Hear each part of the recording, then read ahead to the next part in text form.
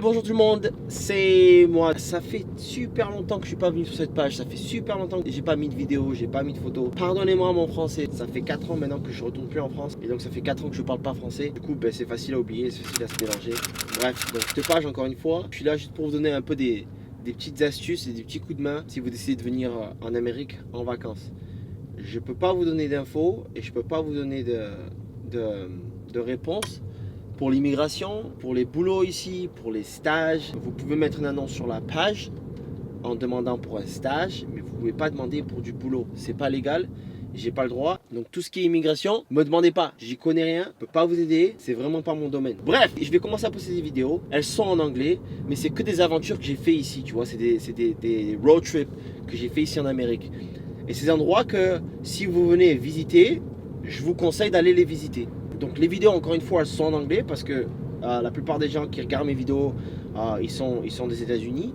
Mais si vous pensez que ça n'a rien à voir avec Français à LA, ça a à voir avec Français à LA dans le sens où c'est des endroits que vous pourriez visiter quand vous venez ici. Je vais mettre le lien de ma chaîne YouTube dans les commentaires en dessous. Et donc si ça vous intéresse, allez et puis subscribe. Je sais pas comment on dit ça. Inscris-toi. Inscris-toi à ma chaîne.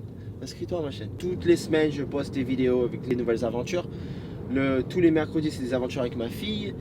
Et tous les jeudis, c'est des aventures avec mon paramoteur. C'est un truc que c'est comme du parapente, mais avec un moteur sur ton dos. Et s'il y a des Français qui commencent à regarder, je mettrai les traductions, des sous-titres en français. Et en ce qui concerne la page, encore une fois, donc les infos que je peux vous donner, c'est simple. Je vais essayer de faire un petit récap sur la vidéo, comme ça, si vous avez des questions, ça vous répond à vos questions. Si vous voulez venir et vous voulez avoir un endroit pas cher pour dormir, Couchsurfing. Couchsurfing, c'est un endroit où vous pouvez trouver un endroit pour dormir gratuitement. Après, c'est pas le top, parce que vous dormez sur un canapé ou vous dormez chez l'habitant. Bref, c'est sympa, mais c'est pas top si vous voulez de l'intimité. Si vous voulez avoir votre chambre vous-même, ça va pas marcher. Après, vous avez Airbnb. Airbnb, je sais pas comment dire en français. Airbnb, les prix varient, tu vois. Ça peut être pas cher et ça peut être très cher, ça dépend. Après, vous avez les hôtels. Hotel avec un H, et motel avec un M. Il y a une différence de prix. Après, si vous voulez louer un appartement pour une période de temps, tu vois, qui genre, je sais pas moi, 3 semaines, 1 mois, 2 mois, 6 mois, Craigslist. Craigslist, c'est un site internet, c'est comme le Bon Coin, mais en américain ici, et je mettrai le lien dessous. C'est la même chose. Craigslist, c'est un lien un peu comme ça. Donc après, il y a plein d'arnaques sur Craigslist, donc il faut faire gaffe, tu vois. Jamais tu vas payer quoi que ce soit en avance. C'est simple, pose pas de questions. Même si c'est un bon deal, même si tu as l'impression que le gars il est sympa, ou machin, ou que la meuf elle est sympa, tu payes pas en avance. Et je te jure que j'ai eu des exemples des gens qui m'ont contacté sur la page là, qui m'ont dit ouais mais attends, j'ai donné 1000 € de caution, machin et tout, le gars a disparu. Ben, c'est normal. Des gens ils vont t'arnaquer. Il y a des gens ils ont pas de morale et ils ont pas de valeur et puis ils ont pas de morale et ils ont pas de scrupules et ils vont le faire.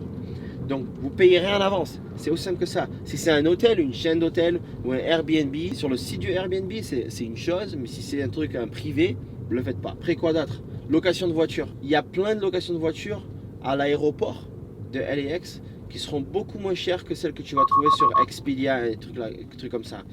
Je vais mettre des liens, mais il y en a une qui s'appelle Dollar Rental.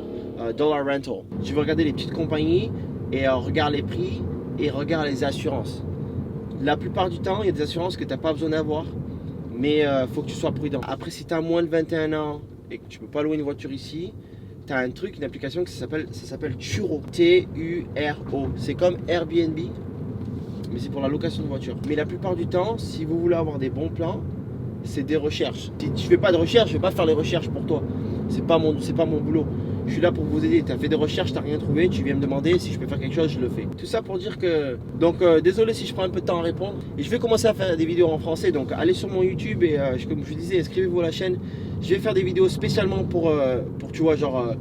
comment trouver un hôtel pas cher, ou tu vois, comment trouver une location de voiture pas chère, comment arriver de l'aéroport et se déplacer, tu vois, sans gaspiller trop d'argent, sans prendre le taxi ou sans prendre le Uber, plein de trucs comme ça. Enfin bon, c'est tout pour aujourd'hui. J'espère que ça vous donne un peu plus d'informations, j'espère que c'est un peu plus clair. Si vous avez des questions, n'hésitez pas à me contacter, n'hésitez pas à partager la page. Enfin bon, allez les gars, bisous, peace.